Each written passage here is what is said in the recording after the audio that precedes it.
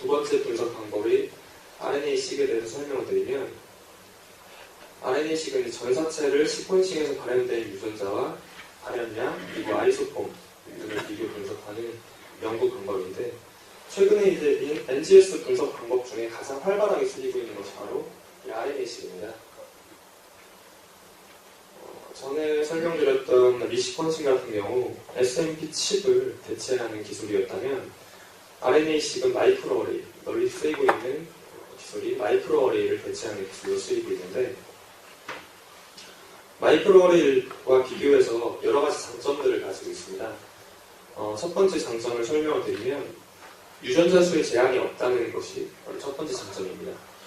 마이크로어레이 같은 경우 기존에 알려진 선행 연구를 통해서 칩으로 이렇게 제작을 해야만 연구가 가능한데, 칩에 내장되어 있는 정보만을 디텍션하는 것이 가능한 거죠. RNA-seq 같은 경우는 시퀀싱 베이스드 메서드이기 때문에 기존에 선행된 연구가 이루어져 있지 않더라도 폭넓게 모든 진에 대해서 연구가 가능하다는 것이 첫 번째 장점입니다.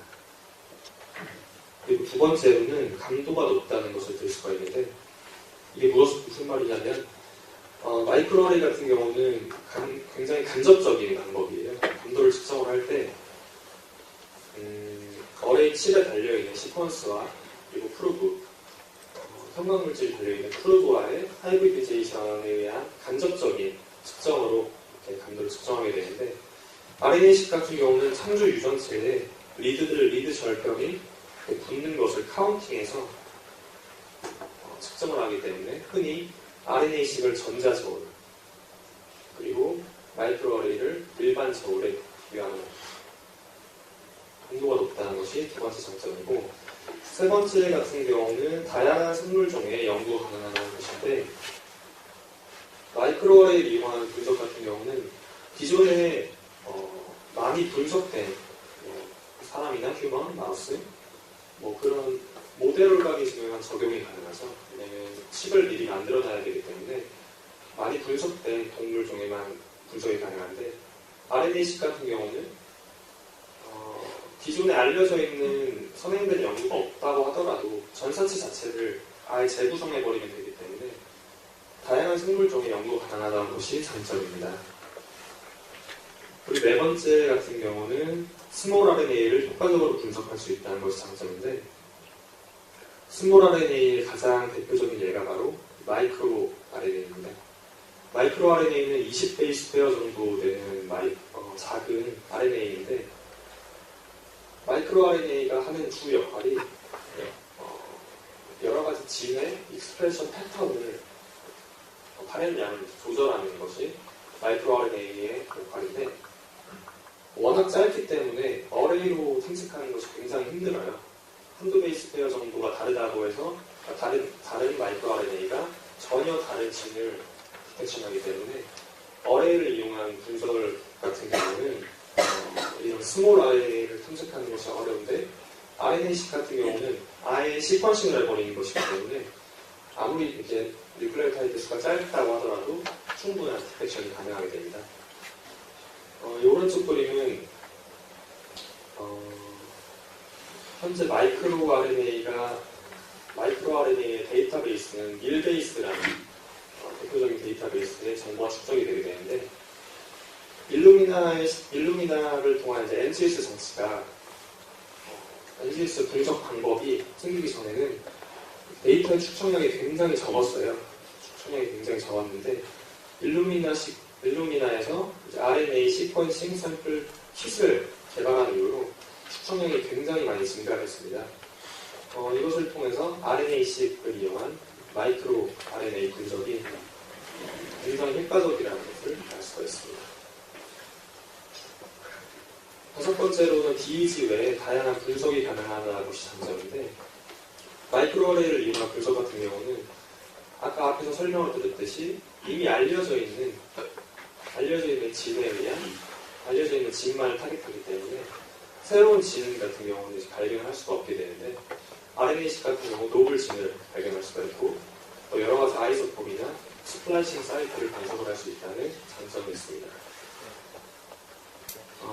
또한 진 퓨전에 의해서 생기는 병 같은 경우, 예를 들어서 선천성, 불수성 대표병 같은 경우 글리백이라는 물질을 치료를 할 수가 있는데, 이게 무엇이냐고 하면 크로모솜끼리 전자가 발생해서 필라델피아 염색체라는 것을 형성하게 되는데, 결국 진이 퓨전된 거죠. 진이 퓨전된 것으로 인해서 병이 발병하는 것인데, 그 병을 치료하는 약이 바로 글리백입니다.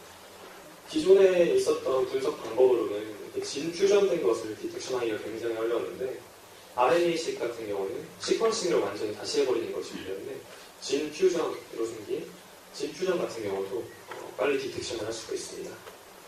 그리고 앞에서 설명을 드렸듯이 개체가 가지고 있는 변이 정보 또한 분석이 가능합니다. 여섯 번째로는 기존 실험 방법의 어려움을 개선했다는 점인데,